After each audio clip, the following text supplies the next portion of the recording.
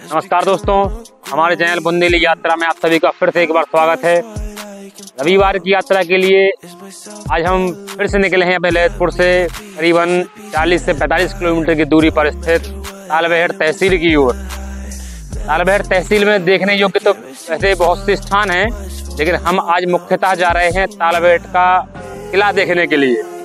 तालबेहट का यह किला यहाँ के महाराज मर्दन सिंह द्वारा बनवाया गया था, जो कई दशकों पुराना है, और इस किले के बारे में कई भूतिया एवं कई और आश्चर्य पैदा करने वाली बातें फैलाई गई हैं। इसमें मुख्य बात यह भी है कि यहाँ के लोगों का मानना है कि रात के समय इस किले से लड़कियों के चीखने की आवाज़ें भी आती हैं। तो आइए चलते हैं एवं देखते हैं कि कई दशकों पुराना यह किला आज किस स्थिति में है एवं इस किले में भूत प्रेत एवं आत्माएं होने संबंधी दावों की भी जांच करेंगे। अभी हम हैं राष्ट्रीय राजमार्ग पर। यहाँ से तालबेहट की दूरी मुश्किल से 8 या 9 किलोमीटर रह जाती होगी। तो आइए चलते हैं। पहुँच चुके हैं हम तालबेहट किले के मुख्य द्वार पर। आइए चलते हैं, देखते हैं किले को अंदर से।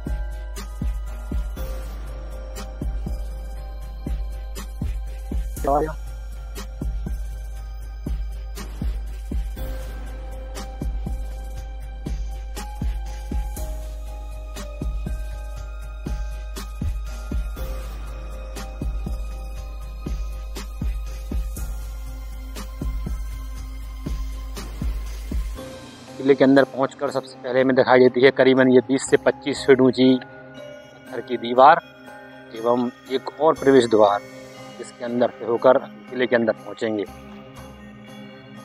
इसी मुख्य द्वार के समीप यह किले से संबंधित जानकारी का एक बोर्ड लगा हुआ है। आप वीडियो को पॉज करके ये सारा पढ़ सकते हैं। इसी के बगल से लगी हुई सीढ़ियों से ऊपर जाकर जब हम देखते हैं तो महसूस होता है कि ये कोई साधारण दीवार नहीं है। इसकी मोटाई करीबन 7 से 8 फीट के लगभग रही होगी, जो बहुत सी अभी भी सुरक्षित है। तो इस मुख्य द्वार से प्रवेश लेने के बाद अब हम पहुंच चुके हैं यहाँ किले के मैदान के अंदर। आप मेरे पीछे सीढ़ियाँ देख पा रहे होंगे। इन सीढ़ियों से चढ़कर हम किले के अंदर पहुँचेंगे। यहाँ मेरे पीछे आप तालाब भी देख पा रहे होंगे, क्योंकि किले से एकदम समीप सटकर ही ये एक विशालकाय तालाब भी है, जो इस किले की खूबसूरती में 4 चांद लगा देता है।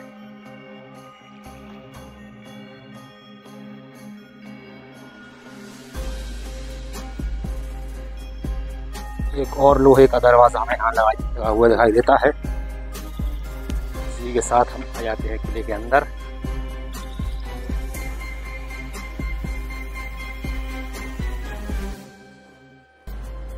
कई किलों की तरह इस किले की दीवारों में भी हमें इस प्रकार के बहुत से खांचे कटे हुए मिलते हैं। आप इसके भी आर पार देख सकते हैं। इन खांचों का उपयोग मुख्यतः युद्ध की स्थिति में दुश्मनों पर हमला करने के लिए या फिर गर्म तेल या फिर गर्म पानी उड़ेलने के लिए किया जाता था, ताकि दुश्मन इस किले की दीवार से दूर रह सकें। आगे चलते हुए किले की दीवार से लगकर ही एक छोटी सी कक्षनुमा आकृति हमें दिखाई दी, जिसको नज़दीक से देखने पर पता चला कि शायद उस समय इस प्रकार के कक्ष का उपयोग शौचालय के रूप में होता होगा। यहाँ से आप सारे तालाब एवं किले का दृश्य भी देख सकते हैं।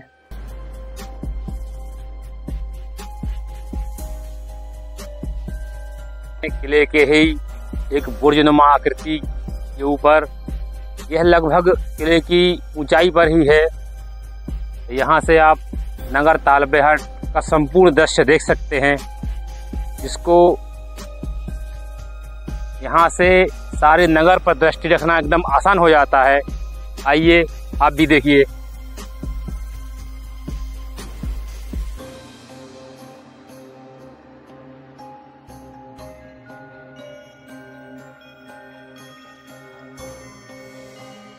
मेरे पीछे ही आपको इस किले की महलनुमा आकृति दिखाई दे रही होगी, जो काफ़ी ख़राब स्थिति में है, बहुत सी ख़राब हो चुकी है, लेकिन फिर भी जितनी बची है उतनी हम आपको नज़दीक से दिखाने का प्रयास करेंगे। ये चलते हैं।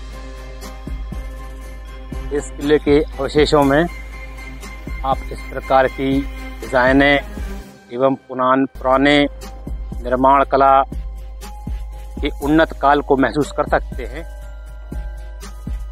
लगभग यह 3 से 4 फीट मोटी पकी हुई ईंटों के साथ इस निर्माण कार्य को संपन्न कराया गया था,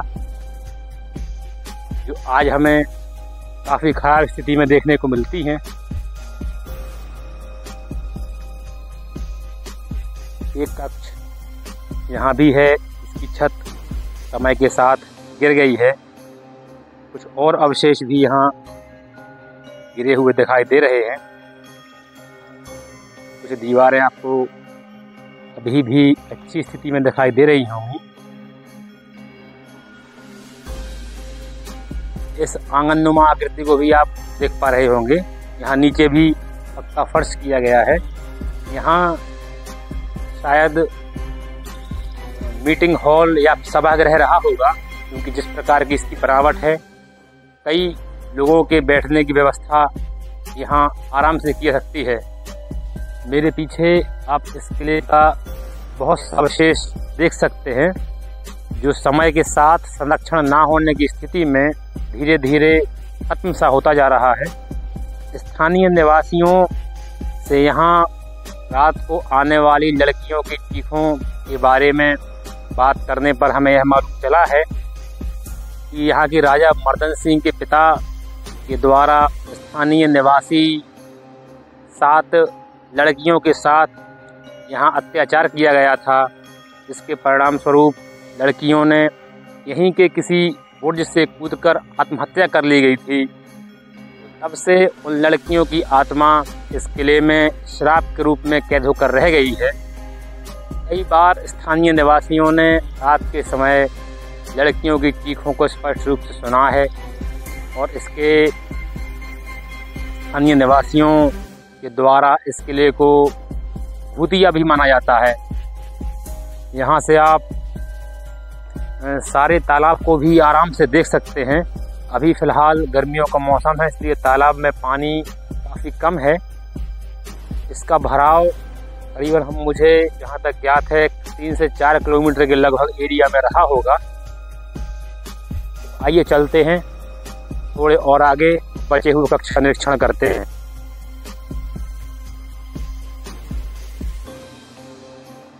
जिस प्रकार की कलाकृतियाँ एवं निर्माण कला आज हमें इस किले में देखने को मिलती है, आप अनुमान लगा सकते हैं कि सैकड़ों वर्ष पूर्व जब यह किला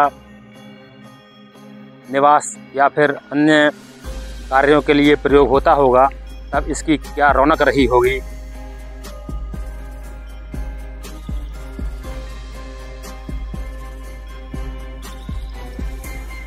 हम पहुंच चुके हैं एक बुर्ज के ऊपर, जो निर्माण में लगभग गोलाकार है। यहाँ से भी तालबेहट नगर का संपूर्ण विस्तार आप आराम से देख सकते हैं।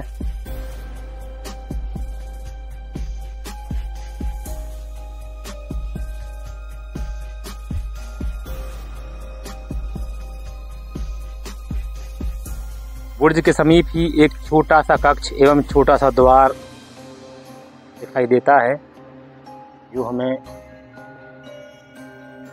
अंदर जाने पर मालूम चलता है कि लगभग 400 वर्ष पूर्व इस प्रकार के शौचालयों का प्रयोग किया जाता रहा होगा। यहाँ हवा के आने जाने के लिए पर्याप्त स्थान भी दिए गए हैं, एवं ऊपर की जो बनावट है वह गोलाकार है। यहाँ से आगे चलते हुए हमें वही प्राचीन कुआं या फिर बावरी कह सकते हैं दिखाई देती है। इसमें अभी पानी भी है। ये आश्चर्य होता है कि जहाँ तालाब का लेवल इतने नीचे है और उस लेवल के करीबन 150 से 200 फीट ऊंचाई पर इस कुएं में भी पानी का होना आश्चर्य पैदा करता है। लगभग जर्जर हो चुकी इस इमारत में, इस किले में उस समय की हस्तकला का एक बहुत ही बढ़िया प्रदर्शन देखने को मिलता है। यह निर्माण कार्य उस समय काफ़ी सफाई से किया गया होगा। इस कक्ष की छत टूट चुकी है, इसके कुछ अवशेष भी आपको दिखाई दे रहे होंगे। यहाँ से आगे जाकर हम एक निगरानी कक्ष में पहुँचते हैं, जहाँ से इस किले एवं तालाब के चारों ओर बड़ी आसानी से देखा जा सकता है। यहाँ का प्राकृतिक दृश्य वाकई मनोहारी है एवं मन को मोह लेने वाला है। आप यकीन मानिए, जब भी आप यहाँ आएंगे, इस जगह पहुँचेंगे, इस जगह पर कई घंटे गुजारने में भी आपको कोई परेशानी नहीं होगी, क्योंकि यहाँ का दृश्य इतना मनोहारी है कि आराम से कई घंटे गुजर जाएंगे, पता भी नहीं चलेगा। यहाँ के मनोहारी प्राकृतिक दृश्य का आनंद लेने के बाद अब हम चलते हैं। इस कक्ष को अभी आपने ऊपर से जाल में से देखा होगा, इसका छेद काफ़ी छोटा था। यहाँ अंदर जाकर आपको हम दिखाने का प्रयास करेंगे। यह एक गोलाकार कक्ष है जिसके अंदर हजारों की संख्या में चमगादड़ें अभी बैठी हुई हैं। इसके अंदर जाना काफ़ी खतरनाक है। आप ऊपर वो छेद दोबारा देख सकते हैं, जहां माना जाता है कि राजा के पालतू शेर इस कक्ष में रहा करते थे और राजा के द्वारा सजा दिए हुए मुजरिमों को इसी कक्ष में फेंक दिया जाता। अभी फिलहाल सारे किले में यह एक विशालकाय हॉल काफ़ी अच्छी स्थिति में है, जहां का फर्श, दीवारें एवं ऊपर की छत भी लगभग जहां की तहां सुरक्षित है जैसी बनाई गई थी। पता नहीं किस प्रयोग हेतु इस हॉल का उपयोग किया जाता था। तालबेहट किले को दिखाने के बाद अब हम अपनी यात्रा यहीं समाप्त करते हैं, चलते हैं अपने घर वापस। इसी तरह की अन्य वीडियोस लगातार देखने के लिए हमारे इस चैनल पर बने रहें। हमारे इस चैनल को लाइक करें, सब्सक्राइब करें एवं कमेंट करें। इसी प्रकार के वीडियोस हम आप सबके लिए लगभग हर रविवार को लाते रहते हैं, तो हमारे इस चैनल को सब्सक्राइब करना बिल्कुल न भूलें। इसी के साथ इस यात्रा को यही समाप्त करते हैं। हमारे साथ बने रहने के लिए आपका हार्दिक धन्यवाद। चलते हैं, धन्यवाद।